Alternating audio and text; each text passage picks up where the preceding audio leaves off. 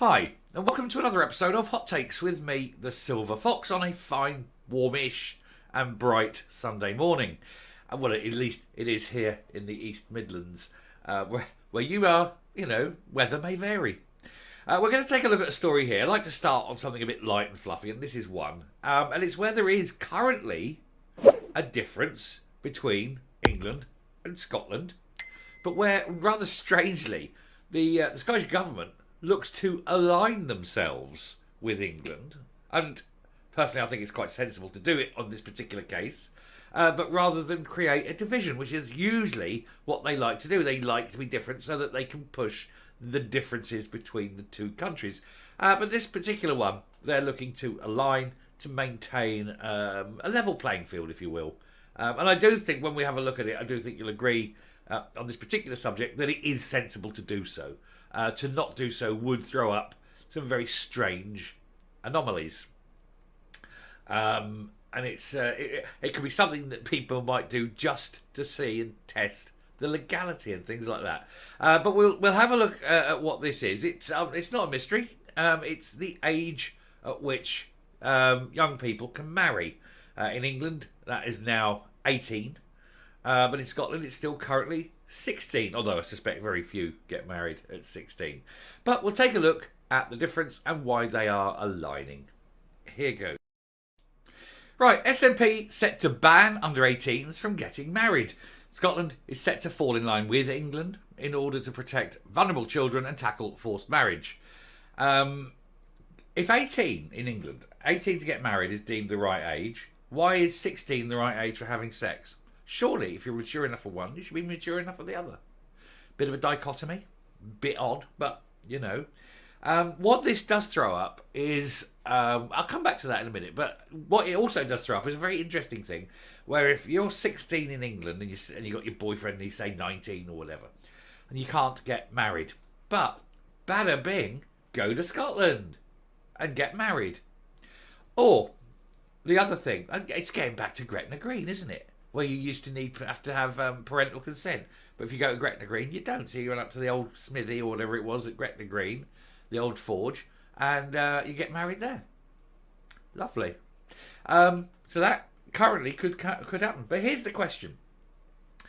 If you are, let's say, a bride of 16 and, whatever, and you come into England, would you deem to be married? I mean, it would be a legal marriage with a legal marriage certificate if you got married in Scotland at 16. If you came into England, would you legally be married? I don't know the answer to that. I know if you were English... Well, no, it wouldn't matter if you were English, would it? If you might be English, but you got married in Scotland, it's a legal marriage. It's a legal document. Would the English courts recognise it? Anyone out there who's an expert in this, anyone who's a solicitor, lawyer, barrister, whatever you are, whatever action of law you're in, let me know. I'd like to know the answer to that one. If you're married at 16 in Scotland, would the English authorities accept you as being married, or would you deem to be not married in England despite having a marriage certificate?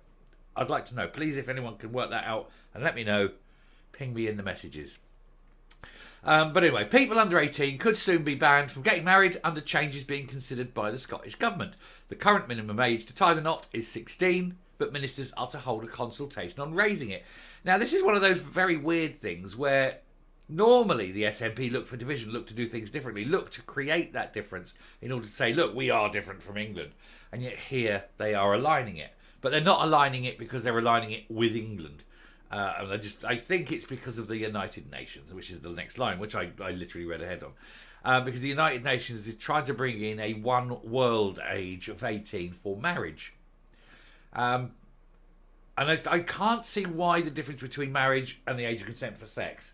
Maybe raising them all and having them all as a universal thing at 18. I don't know. I know a lot of Labour MPs were very keen when Labour were in power to reduce the age of consent to 16 so you can have homosexual boys. I noticed a lot of MPs were very, very keen on that because at the point it was 18 I mean, you could have a girl at 16, but you had to wait 18 for an 18-year-old boy, by which time, of course, he's grown up and he's a bit more manly, and that's not exactly what they wanted. Which is why the age of consent for boys was reduced. They do like their boys, don't they? And I'm surprised they haven't lowered it further. But if you're going to have, so if you're coming out where you can't get married to 18, let's raise the age of consent to 18. There you go. All is clear. One age. Boom. And let's take the age of consent for a lot of things to 18. You can't, for example, take any kind of gender blocking, hormone blocking things for gender reassignment until you're 18. It's illegal under 18. But then you get the ones going, but what about puberty blockers? Well, you have to wait until you're 18. Too late then. Well, there you go. There you go. Not having a problem with that, are we? If you're deemed too immature to get married at 18, until you're 18, then you should be too immature for everything. Here's the other thing, especially in Scotland. If you're deemed mature enough at 18 to get married, then you should be certainly mature enough to know the difference between R-ing a child being right or wrong. And therefore, at that point, you go to jail, not 25. Maybe Scotland wants to say, oh, well, you're not mature enough to know until you're 25. That's fine, 25. Can't have sex till you're 25. Can't get married till you're 25. Can't drive an HGV till you're 25. If they want to make 25 the age of, maturity, fine. Have one age, stick to it. Incidentally, 1750 was the year when getting married under the age of 21 without parental consent was illegal, which is why everyone went to Gretna Green.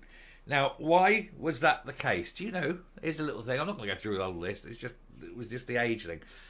I'll tell you a little interesting thing here. They raised the age of getting married without parental consent to 21, not to protect their daughters. Oh, no. It was to protect their money. They didn't want a young girl getting married to a cad who's much older than her, who then took control of the fortune.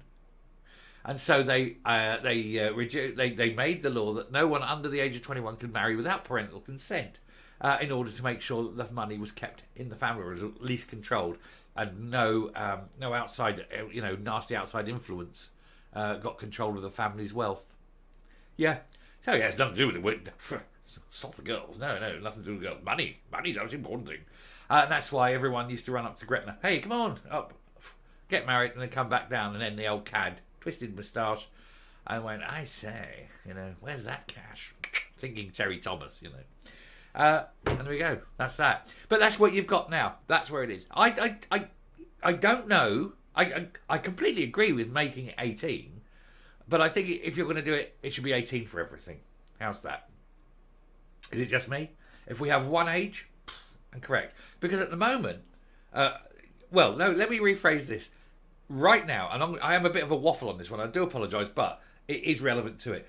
The SNP are proposing a law, the anti-conversion law, which means if your son comes out and says he's gay, or worse, I don't mean worse in that respect, you'll see why. If your son comes out and says he's gay, you as a parent will not be allowed to say that this is just a phase and that we'll keep you there, we'll keep an eye on you, maybe you should think about it. You can't pray away the gay or anything like that. That becomes illegal. You immediately, the moment you suggest he's not, you become a criminal. If your son comes out and says he wants to be a girl, worse, right? Because not only can you not talk to him about it and tell him no, he isn't, that makes you a criminal. But if you refuse gender reassignment medications or surgery, that's also a criminal offence. So you could have the case of a 10-year-old saying he wants puberty blockers in Scotland. He wants puberty blockers. If you say no, if you refuse medical permission for this medication, you become a criminal. The courts can remove that child from you to make them a ward of the court, so that the state can change and sterilise your son and give him this medication without your consent. And the SNP are saying that child is mature enough at 10 to know that he wants to destroy his future and his sterility and change everything. And remembering as well that children who do this at a young age 10 times more likely to self-end later on. But that's what the Scottish Government wants to do. Oh, you're mature enough for this at 10. Can't marry until you're 18, but you can have sex at 16. It's very inconsistent, isn't it? 18, one age for everything. Anyway, I shall stop there because it is a bit of a waffle at the end. To apologise. It's just crazy. Make it 18, but make it 18 for everything. That'll annoy the gay MPs though. They work so hard to get it down so they can do it to boys of 16. You know, especially young-looking boys of 16, which is really where they're going, isn't it? Because we know. Anyway, coming up. It also strikes me, and this is this is an interesting one. If someone gets married at 16 and they change the law to being married at 18, do existing marriages count? And also, yes, the marriages in England as well, if you're married at 16. And why I just realised why this is actually quite important isn't just generally are they married, but imagine the partner dies. Does the spouse automatically qualify as a spouse for the purposes of inheritance and tax? It is important. It is very, very important. Yeah. And they're talking about protection of, against forced marriages. Forced marriages tend not to be much in the indigenous population. Tends to be for the new Scots, and I've got no bother about that. They want to live a barbarian lifestyle. That's up to them. Nothing to do with me. Anyway, I shall stop there. Thank you very much for watching. It took a bit of an odd turn, really. I wasn't expecting it to go that bit dark there, but hey-oh, it's out the way. We'll move on. We've got other stories, lots of other stories. So I must crack on. Anyway, thank you very much for watching that. We will speak soon, and goodbye.